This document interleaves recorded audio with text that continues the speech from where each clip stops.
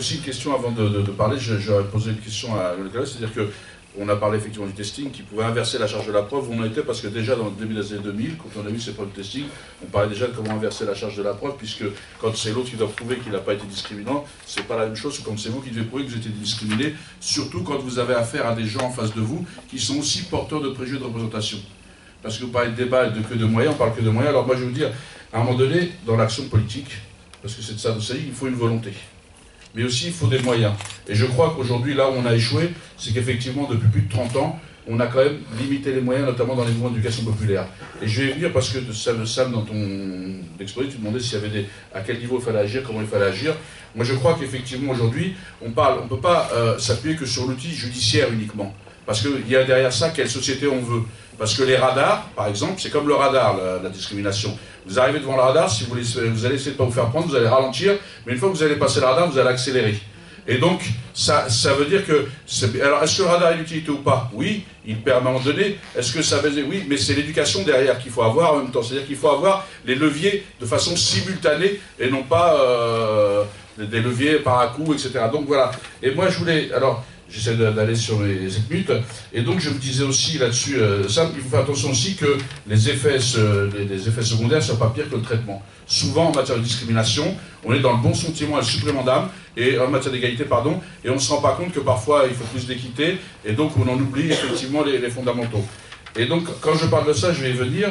Moi, je pense qu'aujourd'hui, le niveau d'action, et c'est là où je salue l'abnégation de Sam, que j'ai connu il y a très longtemps. Ça fait plus de 20 ans qu'il se bat là-dessus, il est pugnace, hein, il est encore là 20 ans après, malgré les moyens qui réduisent tous les ans, parce que je crois que c'est presque tous les ans, il apprend que 100 000 € en moins pour faire l'éducation populaire, ça fait un peu un chiffre.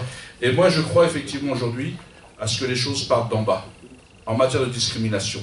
Il faut absolument que les élus locaux, les associations et les syndicats se mobilisent pour travailler ensemble, en bas. C'est dans la proximité qu'on va avancer. Vous verrez que j'ai aussi un autre paradoxe quand je parle de proximité, parce que je crois qu'aujourd'hui, les gens, il faut les former avant. C'est-à-dire que je pense que maintenant, en haut, ils sont arrivés avec leurs préjugés, leurs représentations. De temps en temps, ils nous posent une circulaire ou deux pour faire du supplément d'âme ou du bon sentiment, mais ça ne règle pas les choses. Et je crois qu'en bas, l'éducation vous prendra la base. Parce qu'à partir du moment où vous changez votre représentation, vous êtes plus à même, y compris si vous étiez un jour juge ou si vous êtes avocat, d'avoir d'autres représentations.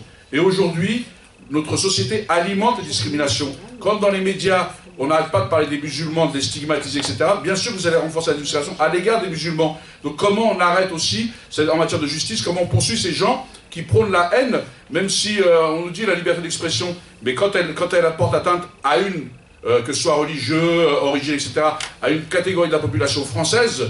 Alors, on parle des Arabes, il y en a qui vont découvrir que les musulmans, c'est pas eux, la majorité, il y en a 200 millions en Chine. Je ne vais pas rassurer tout le monde en disant ça, hein. Il y en a qui vont encore avoir peur.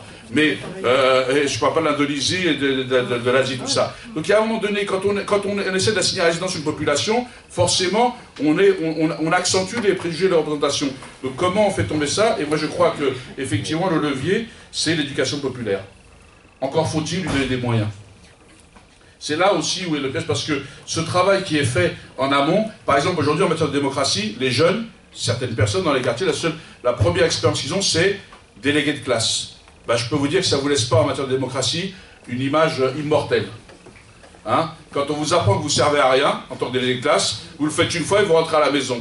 Donc voilà les expériences qu'on a en matière de démocratie, puisqu'aujourd'hui il n'y a plus d'espace pour justement travailler ensemble. Donc moi je revenais là-dessus, et donc je dis effectivement qu'aujourd'hui, quand je parlais de ça, Sam, et heureusement, je parle de proximité, mais heureusement qu'il y a eu l'Europe. C'est pas la France qui a bougé sur la discrimination, c'est l'Europe en 2000 avec les directives qui a fait bouger la France. On a parlé de discrimination, mais on n'a pas parlé de directives. Donc le paradoxe, d'un côté je parle de proximité et des trucs, et de l'autre côté dans l'Europe, mais entre les deux, on n'a rien. On a État-nation qui, lui, se satisfait un peu de la situation, qui en joue d'ailleurs des fois. Vous l'avez vu, on nous fait le coup attention au Front National, bouh, on a peur, et du coup on nous fait passer des choses qui sont pires que ce que le Front National pourrait nous faire. À un moment donné, dans certaines politiques, on dépasse l'entendement, notamment en matière de liberté publique, etc., etc. Donc on voit bien quand même que là-dessus, on a quand même des choses un peu à revisiter dans notre société et un travail à faire sur nous-mêmes. Et je prends l'exemple des femmes. L'exemple des femmes, on nous disait effectivement les combats, vous avez vu, parce que moi je suis dans la synergie des luttes. Hein. Donc il faut s'appuyer sur ce qui est... On nous a dit, même une loi a été mise en place à la parité. Aujourd'hui, qu'est-ce qu'on peut constater? Eh ben c'est pas vrai, c'est toujours les hommes qui sont en avant, les femmes, malgré un peu les avancées. Quand on regarde le bilan, eh ben on voit que c'est pas grand-chose. C'est toujours les hommes qui sont compétents et jamais les femmes, comme par hasard. Et donc je voulais juste, j'ai pas le temps de développer là-dessus, mais je pense que d'autres reprendront. Aujourd'hui, on le voit bien dans la représentation politique, les gens des minorités, enfin toutes les minorités, que ce soit femmes, d'origine, etc., on voit bien que c'est pas ce qui fait saute aux yeux dans notre société. Donc comment on fait tout ce travail-là? Moi je conclus, parce que j'arrive à la fin, oui, ça que j'allais conclure, qu'effectivement aujourd'hui, il faut revenir aux fondamentaux, il faut retravailler dans la proximité, dans le cadre de l'éducation populaire, il faut redonner des moyens pour que, effectivement, aujourd'hui, c'est pas seulement l'école, c'est aussi aux associations, aux syndicats, de travailler, parce que même les syndicats sont discriminants, y compris des fois sans s'en rendre compte. Parce que le plus grave, c'est parfois on produit la discrimination sans le savoir, et en plus en voulant bien faire, c'est ce qui est le plus grave.